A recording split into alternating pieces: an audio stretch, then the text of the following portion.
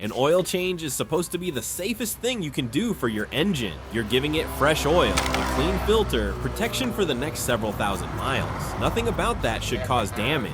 And yet mechanics see engine damage caused directly by oil changes, not by neglecting them, but by mistakes made immediately after them, more regularly than most drivers would believe. Some of these mistakes happen during DIY oil changes at home.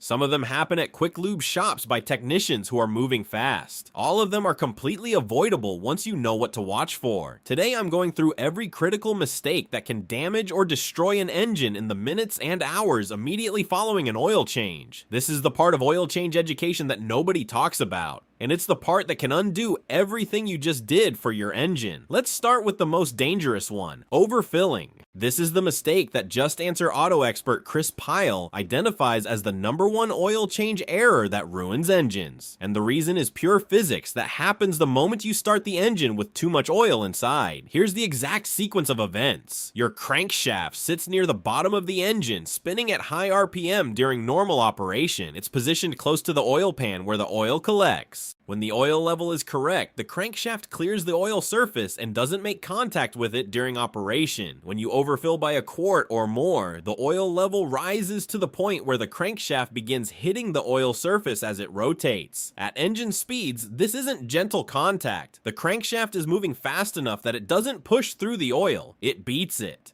And beating a liquid at high speed does something very specific. It whips air into the oil, creating a frothy foam. Foamed oil has air bubbles suspended throughout it. Air compresses. Oil doesn't. When the oil pump picks up this foamy mixture and tries to circulate it to your engine's bearings, camshaft, and valve train, it's delivering a mixture of oil and compressible air bubbles instead of a solid column of incompressible fluid. The hydraulic pressure in the system drops. The bearings, which depend on a continuous pressurized oil film to prevent metal contact, stop receiving adequate protection. The result is metal-to-metal contact at high speed, the exact scenario that oil exists to prevent. Rough idle, engine misfires from fouled spark plugs, oil pressure gauge swinging erratically, and in severe cases bearing damage, all from having too much oil. The correct oil level is between the minimum and maximum marks on your dipstick, not at the maximum, not above it, somewhere between the two marks. Here's the important detail about checking it correctly after a change. After you add oil, don't check the dipstick immediately. Start the engine, let it run for 60 seconds to circulate oil throughout the system, then shut it off and wait 2 to 3 minutes for the oil to drain back down into the pan. Then pull the dipstick, wipe it completely clean, reinsert it fully, pull it again, and read it. This two-step process, run briefly, wait, then check, gives you an accurate reading. Checking immediately after adding oil before the engine has run often gives a falsely high reading because oil is still coating the dipstick tube. Many overfills happen exactly this way. Someone adds oil, checks immediately, thinks they're at the right level, adds a little more, and ends up overfilled. If you've overfilled and you realize it before driving, drain the excess immediately. Don't convince yourself that a half quart over is fine. The crankshaft clearance to the oil surface is tighter than most people think, and the line between safe and frothy oil territory is closer to the maximum mark than intuition suggests. If you've already driven and you notice rough idle, an oil pressure gauge behaving strangely, or white or blue smoke from the exhaust, stop driving immediately. Have the excess oil removed before running the engine further. The second mistake is revving the engine hard immediately after an oil change. And this applies whether you just did it yourself in the driveway or a shop just handed you the keys. Here's why this matters specifically after an oil change rather than any other time. When you drain the old oil, you remove the oil from the filter as well. When you install the new filter, it's empty. It contains no oil at all. When you start the engine for the first time after the change, the oil pump has to fill the new filter completely before full system pressure establishes throughout the engine. On most vehicles, this takes 10 to 20 seconds of idle time. During those seconds, parts of the engine are receiving less oil pressure than they will once the system is fully primed. This is not unique to oil changes. It happens every cold start to a lesser degree. But after an oil change, the oil system is starting from a more oil-depleted state than a normal overnight set because the filter is completely empty rather than partially retained with residual oil. The correct approach after starting the engine post-change is to let it idle for 30 to 60 seconds before driving gently away. Don't blip the throttle. Don't rev it to clear it out. Don't immediately jump on the highway. Let the oil pump do its job, let the pressure build throughout the system, and give the new filter 20 to 30 seconds to fill completely. After that brief idle period, drive normally but gently for the first few minutes. The same cold start principle applies here as every other startup. The third mistake is one that happens either at a shop or at home, and has an immediate, catastrophic consequence if it goes undetected for any distance: a loose or improperly reinstalled drain plug. After the old oil drains, the drain plug gets reinstalled in the oil pan. This is a metal plug threading into a metal hole, and it has two common failure modes. The first is under tightening. The plug isn't seated firmly enough, and vibration from the engine and road causes it to back out gradually. The oil drains onto the road. If this happens at highway speed, you can lose a significant amount of oil before you notice the pressure drop. The second failure mode is over-tightening, a very common mistake when someone uses a tool to muscle the plug in rather than hand tightening and then finishing with a wrench. Over-tightening strips the threads on either the plug or the oil pan. A stripped oil pan thread is a serious repair. On some vehicles, it requires removing the oil pan completely, which means a labor bill of $300 to $600 just to fix the consequence of too much torque on a drain plug. The correct method is to hand thread the drain plug until it seats. You'll feel resistance when it's fully engaged. Then tighten with a wrench to the manufacturer's specified torque. For most passenger vehicle drain plugs, this is between 25 and 35 foot-pounds. Use a new crush washer if the plug uses one. Reusing the old compressed washer is a common source of slow leaks. And never use an impact gun on a drain plug. Hand and socket only. Mistake number 4 is directly related to mistake 3, and it's the one that turns a leak into an engine that runs dry. Not checking under the car after an oil change before driving any significant distance.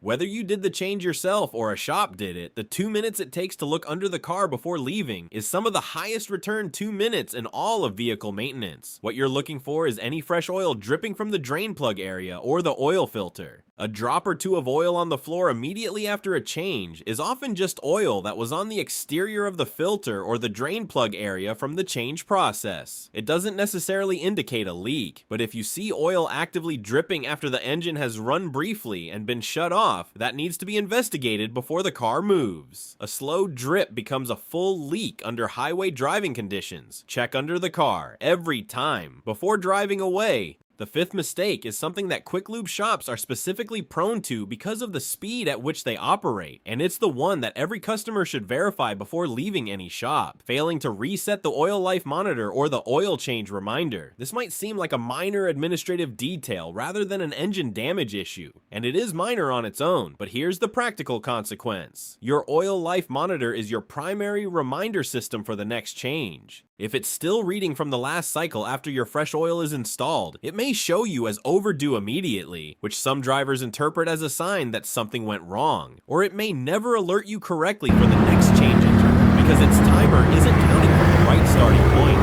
On vehicles with sophisticated oil life algorithms, the monitor also adjusts certain engine management parameters based on estimated oil condition. The monitor showing old data is providing incorrect inputs to that system. Before you leave any shop, ask them to confirm the oil life monitor has been reset. Most shops do this automatically, but it gets missed during a busy rush. On most vehicles, you can verify this yourself in the driver information center. It should show 100% oil life or equivalent. If it still shows the old number, they didn't reset it. The sixth mistake is not checking the oil level and condition within the first 50 to 100 miles after a change. And this applies most critically to anyone doing a DIY change, but also to anyone who had work done at a shop and isn't certain the fill was done correctly. In those first miles after a change, you're discovering whether the drain plug is fully seated, whether the filter was installed correctly, and whether the fill amount was accurate. An oil level that drops noticeably within the first 100 miles without any visible puddle under the car is a sign that oil is finding its way somewhere it shouldn't be. Either a filter that wasn't fully tightened and is weeping through the gasket, or a drain plug that's slowly backing out. Catching this at 50 miles is a $0 fix. Catching it when the oil pressure light comes on at 500 miles may be a $3,000 fix. This brings us directly to mistake number 7, the one that is definitively not a mistake mistake, but that drivers treat as one every day. When the oil pressure warning light comes on after an oil change, the correct response is to pull over immediately and shut the engine off, not to continue to the destination and check later, not to see if it goes off on its own. The oil pressure light after a change almost always means one of two things. The oil level is critically low from a drain plug or filter that isn't sealed, or the oil pump hasn't fully primed after the change and is not delivering adequate pressure. Either way, driving with that light on is driving with inadequate lubrication at engine speeds. Every second the engine runs with the oil pressure light illuminated after a change is a second of bearing surface contact that accumulates wear.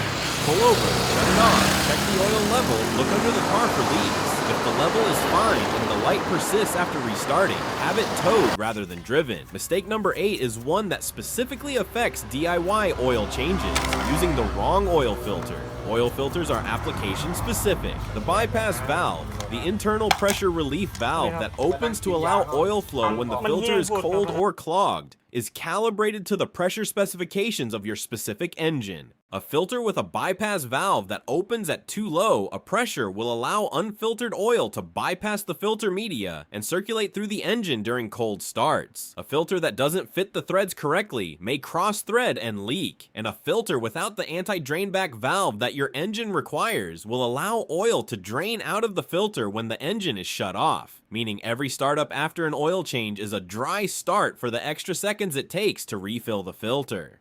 Always use a filter that's specifically listed for your year, make, model, and engine. Don't substitute a close enough filter that happens to thread on. The application lookup at any parts store will give you the correct part number. It's not expensive to get right, and it's potentially very expensive to get wrong. The 9th and final mistake is one that takes discipline but costs nothing, not documenting the change. Writing down the date, the mileage, the oil type, and quantity used, and the filter brand takes 2 minutes. That documentation protects you in 3 ways. First, it's your reminder for the next change, accurate to your actual date and mileage rather than an estimate. Second, if you develop an oil consumption issue or an engine problem in the following months, having the change record lets your mechanic evaluate whether the change was done correctly and with the right materials. Third, if you ever sell the vehicle, documented maintenance history adds real value to the transaction. Buyers pay more for cars with verifiable service records. A folder of oil change receipts or a simple notebook with handwritten service entries is worth hundreds of dollars in resale value. Here's the complete post-oil change checklist. Start the engine and let it idle for 30 to 60 seconds without revving.